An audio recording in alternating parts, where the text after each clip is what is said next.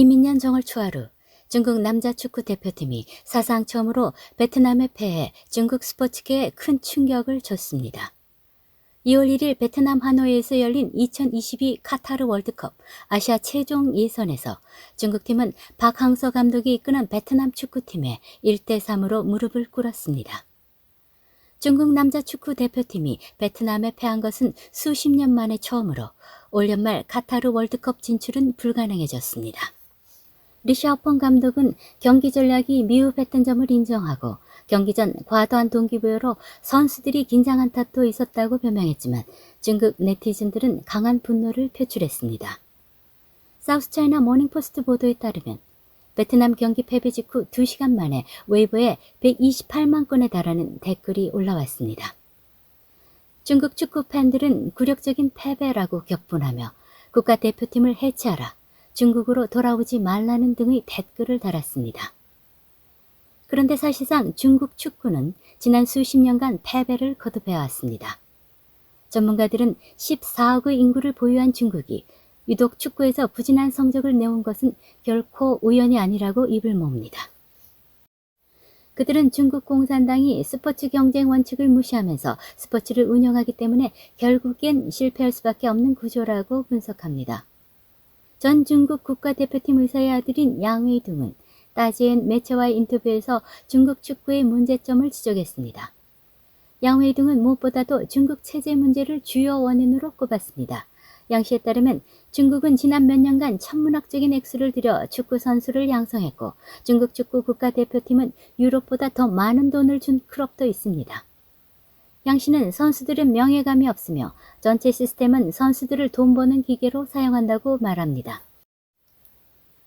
올해 동계올림픽과 마찬가지로 선수들은 지도자에게 목숨을 걸고 보답하겠다고 맹세하지만 정상적인 훈련은 하지 않고 도핑하는 방법으로 대체하며 그에게 지급된 돈을 모두 탕진하고 국유재산을 횡령했다고 양 씨는 말합니다. 또한 그는 중국 축구계 곳곳에서 승부 조작이 벌어지고 있다고 지적했습니다. 그는 제도가 근본적으로 변화되려면 서구의 전문성을 이식해야 하며 제도 전반을 바꾸지 않고는 불가능한 일이라고 말했습니다. 양 웨이동의 어머니 슈엔쉐는 전직 중국 국가 체조팀 의사였습니다. 슈엔쉐는 중국 스포츠계가 금메달을 획득하기 위해 어떤 방법으로 도핑을 사용하고 운동선수를 불구로 만들며 심지어 영구장애를 일으켰는지를 폭로했습니다. 그 결과 양씨 가족은 박해를 받았습니다. 양씨 아버지는 2007년 사망했고 모자는 2017년 독일로 망명했습니다. 양 웨이동은 최근 어머니의 근무 일지를 정리하고 중국 스포츠 업계의 도핑 스캔들을 계속 폭로하기 위해 차이니즈 드락스라는 책을 출판할 계획입니다. 양 씨는 새해 정월 초하루 어머니에게 친오빠와 삼촌이 경찰로부터 재산 몰수 협박을 받았다면서 중국으로 귀국할 것을 전화로 설득하기도 했다고 전했습니다. 그리고 현재 외할아버지 묘도 파헤쳐졌다고 말했습니다. 양 씨는 중국 공산당의 스포츠 부서는 조직 폭력배다. 국가로 확대해보면 이 나라는 어떤 모습인가 하고 물음을 던졌습니다.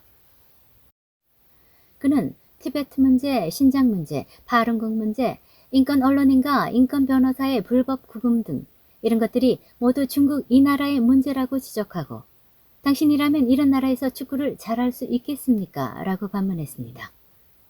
중국의 저명한 축구평론가인 리청펑도 트위터에 이런 글을 올렸습니다. 중국 축구는 체질의 문제가 아니라 체제의 문제다.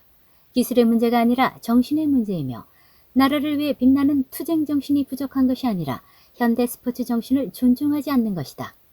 리청펑은 또 감독을 바꾸는 것은 아무 소용이 없다. 자유로운 환경이 없고 개인의 경쟁을 중심으로 하는 사회적 기반이 없다면 축구는 절대 뛸 수 없다라고 말했습니다. 진실탐사대 권미경입니다.